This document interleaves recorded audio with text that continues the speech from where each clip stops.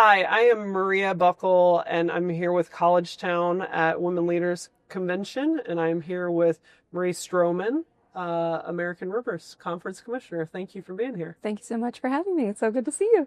Awesome to see you as well. So, just launching a 3-year strategic plan, and the areas of focus are achievement and competitive opportunities, promotion, and collaboration. First action item, introduce a new football bowl game in partnership with another conference. Talk me through kind of why that had so much emphasis and kind of how that came to be. Well, first up, whenever you mention a bowl game, everyone perks up a little bit in the room, no matter who you're talking to. So I think that just in itself shows what kind of energy is behind it. From the moment I started with the American Rivers Conference, I had all sorts of individuals come up to me and say, "Have you ever thought of a bowl game?" And I was like, "Yes, I have." So I think just in terms of the competitive nature of the league itself, but more specifically the football programs, we regularly have 2 teams participating in the NCAA postseason. It felt like this is a natural fit for the group in terms of competitive opportunities. And when we're talking about competitive opportunities in regards to our strategic plan, it was really, we need opportunities that make our programs better. So not just additional games or another chance to play, although our student athletes are like any other Division III student athlete in that they love the game, they play for the love of the game. It's really about, we want a really meaningful game, a really meaningful competition. And so a football bowl game is really the way to do that for that sport. I have been a part of leagues that started some of the first Division III bowl games, and I've really seen every kind of format. So if you consider a format very similar to NCAA preliminary rounds, where one of the participating teams is host and the other team travels, and then you kind of figure out, logistics and costs between officials, game day operations, I would consider maybe very minimal, kind of format for a bowl game. And then some of our conference neighbors in the Midwest have bowl games with a lot of pizzazz. I'll say, the banquet the night before, a neutral site stadium. And certainly there's other Division III football bowl games now that have title sponsors and all of these extras. And you can just see the benefit that those student athletes have in that experience. And so we felt that was a natural fit for our group. And personally, I said, you know what, we need to put this on paper so that we actually do it, instead of people just continually approaching me, have you ever thought about this? And just to publicly declare, yes, we have, and we're going to do it. So we are looking forward to, our goal is to have that game established next fall, so fall of 2026. But we have lots of planning to do in the meantime. I will tell you, we haven't even established or determined what format. I talked about all those different formats, or a partner at this time. So we have a lot of work to do, but the goal is by next fall. Awesome.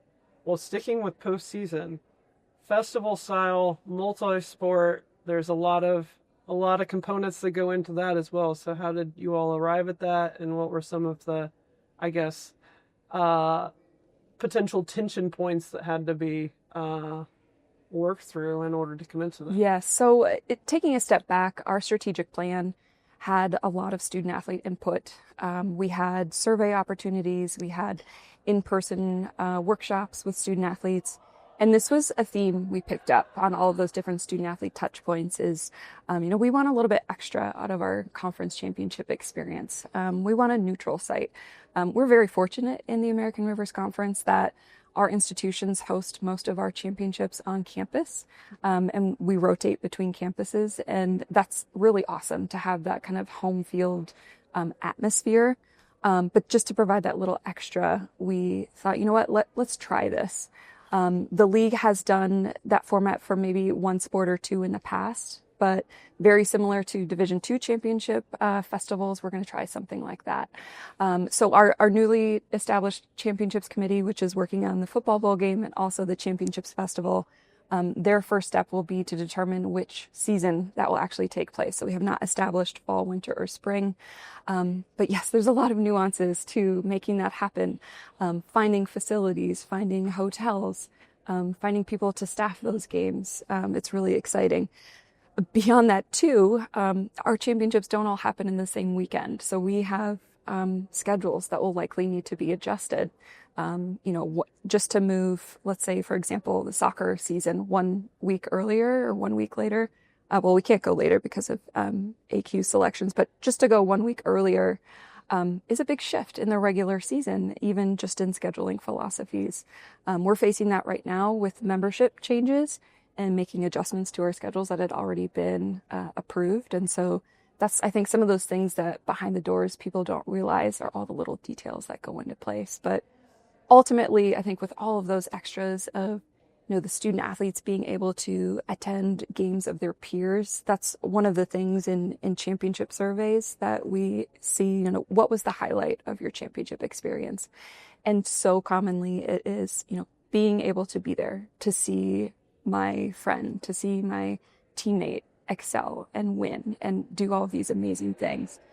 So that championship festival will create that atmosphere and hopefully provide a great championship experience. And so this one, unlike the football bowl game, we are hoping that will be sustainable year after year, where this is almost like a pilot for the championship festival. So we are not committing to doing this every year. So we'll assess after the 27-28 academic year when we do that festival, what it looked like and if we want to continue doing that in the future. Awesome. That's going to be exciting. Yes. You talked some about just, fans and things of that nature. And I know you've got in here branding and streaming. So talk a little bit about the importance of also the fan aspect and all of the offerings more broadly, I guess. Yes. Many Division III conferences right now are considering, what are their broadcasting standards? What is the value of that through media rights, and those sorts of things. And we are one of those conferences that's been having those conversations over the last few years. We established our American Rivers Sports Network right as I came into the league at the end of 2023. So that network itself is pretty young still. And we know that we have some steps to go in terms of establishing, really standards for broadcasting, making sure that, the score bug is on there, the clock is on there, let alone, other technological advances too, in terms of camera, multiple angles, the talent you have commenting on the game.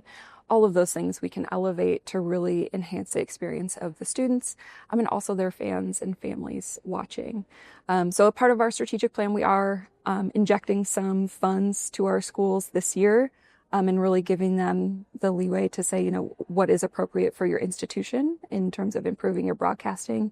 And we are hoping, year after year in our 3-year plan that we can at least take some baby steps in some of those standards. Great. Well, thank you so much for kind of walking me through that 3-year plan, and best of luck with it for sure. Thank you. Very ambitious, but I think you guys got it. So, definitely. Higher education is in a crisis. I mean, a lot of factors going into it, but we're seeing a lot of closures, unfortunately, which have a great deal of impact on a great amount of people.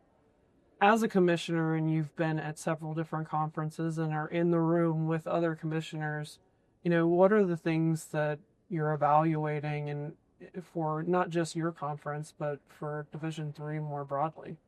This is a conversation the Division III commissioners specifically have been discussing recently, even just assessing historically what are the membership shifts in terms of conference affiliation. I would say, having most of my professional experience in a conference office, membership is always something as a conference staff that you kind of keep a pulse on, in terms of, how are your current members doing institutionally? And then, what are potential members that would be a good fit? I would say every commissioner probably has a short list of, these would be good schools that would be a good fit. And so for us as a league, some of the things that rise to the top, first is geography. I think that is a no-brainer for most in terms of understanding how that impacts the student-athlete experience. How much time are they spending on the road to get to a contest, and how much time are they spending getting back to campus in terms of recovery? And that's something even our faculty athletic representatives and the ARC are well aware of. Like, they want to make sure that the student-athletes have the opportunity to succeed academically. And so geography is certainly a player there. In the ARC, we have a sports sponsorship bylaw that requires 19 sports to be sponsored, which is, I think, probably the most restrictive in Division III. Just a few years ago, we established a waiver process for those required sports, but insofar we have not had any members take advantage of that waiver process. But I think that was established understanding that there is volatility in higher education, and some institutions may need that flexibility to make those decisions. But in terms of, expanding membership, that is really a huge factor for our schools. We align with institutions that see, broad-based athletic programs as a good fit for our conference. The institution that most recently joined the conference, Nebraska Wesleyan University, they did not have men's wrestling when they asked to join, and that was a requirement. They added the sport, and now they're a full-fledged member of our men's wrestling conference. So that one, I think, is a little bit unique to our league specifically. But certainly other leagues are thinking about sports sponsorship. Do you have the sports that help us out in terms of meeting AQ minimums, or even just enhancing overall experience? A sport like swimming and diving is an emerging or recommended sport in the ARC, but having more swimming and diving programs, even though that's not an AQ sport, that can certainly enhance that championship experience. So all of those things play a factor. I will also just be totally transparent. Presidents are the ones making decisions about conference affiliation and membership, and academic fit is certainly something that is considered for Division III conferences. So I won't just say, the competitive landscape of the athletic programs is in play there. The presidents are looking at academic fit as well. Thanks for that. Speaking of AQs, any want to weigh in on the multi-AQ proposal? Yes. So I will say I am true to keeping the student athlete voice central in, how I vote and how I act. But just from my own personal historical perspective, I've worked with and seen a lot of different formats in terms of AQ access. Previous conference having access to multiple automatic qualifiers. And I saw how that made that conference thrive. I saw how it was able to allow sports like men's and women's lacrosse, men's volleyball to really have a platform to start out and grow. I can't remember which conference it was, but they were thinking about adding a new sport, and all of the schools were kind of teetering, and finally someone approached each of them individually and said, well, if you were the sixth, because 6 was their required number, if you were the sixth, would you add the sport? And they all said yes. So I think the multiple AQ model can provide the space for that growth. And also just stability of understanding that all of your schools, all of your programs are under one umbrella. Now, also huge conferences, which 12 may be big or small, depending on who you are. Once you get more and more institutions, my personal belief is you are farther and farther away from kind of the institutional or conference identity. So can you have an identity amongst all of those institutions that is very similar with 12, 14, 16, 18 institutions? That becomes more tough. Not to say it's impossible, but also getting 18 presidents to agree on anything is very difficult as well. And so in terms of stability of conference operations, my personal belief is a conference of 8 to 10 is really the right number. And so that obviously conflicts with the multiple AQ access. Right now, I think the division as a whole needs to have conversations about, what is NCAA postseason meant for? Is it really meant for the top teams in the country to participate? And what does that look like?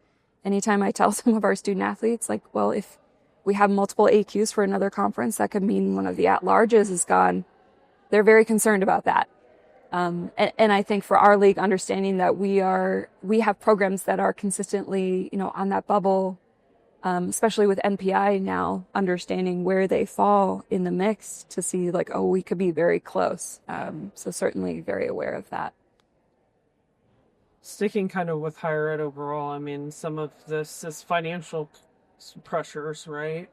So as a conference, have you felt like you've needed to look at additional revenues and generating some support essentially for the conference to relieve some pressure on campus? Yes. Pretty commonly, I'm not sure if people understand the revenue structure for conference offices. A majority of our revenue comes from membership dues. So each of the institutions is really committed to funding the operation of the league. We do receive a significant amount of funding through Division III conference grant initiatives, but those are not meant to, really sustain the conference functionally. And so understanding that as a commissioner, I have told our president's council, like, this is maybe not sustainable. We need to find other revenue sources. And so currently we have, sponsorships with a ball vendor or some other advertising opportunity, but it is really not a significant portion of our revenue at this point. We are hoping through some of our strategic plan initiatives that is actually a way for us to initiate some of those maybe corporate partners in a way that feels authentic, a way that doesn't feel like the NHL or NASCAR, so to speak, that we're not, selling everything to the sponsors, but finding a way that we can partner with those corporate partners to find new ways for revenue. But it is definitely top of mind for our institutions, but certainly not the end all be all for athletics. I think the president's, in terms of pecking order of what's important on their campuses, getting revenue from athletics is not necessarily at the top other than enrollment management. So obviously understanding the enrollment impact of having student athletes on campus is yes. But in terms of, making money from the sports network or, playing an ad over the radio during a football game, that's not critical for them, but I would say more so probably the enrollment standpoint from an institutional perspective. Well, awesome. Thank you so much for taking time to chat with me. Excited about the strategic plan and wish you and the conference all the best with everything that you've taken on. Thank you so much.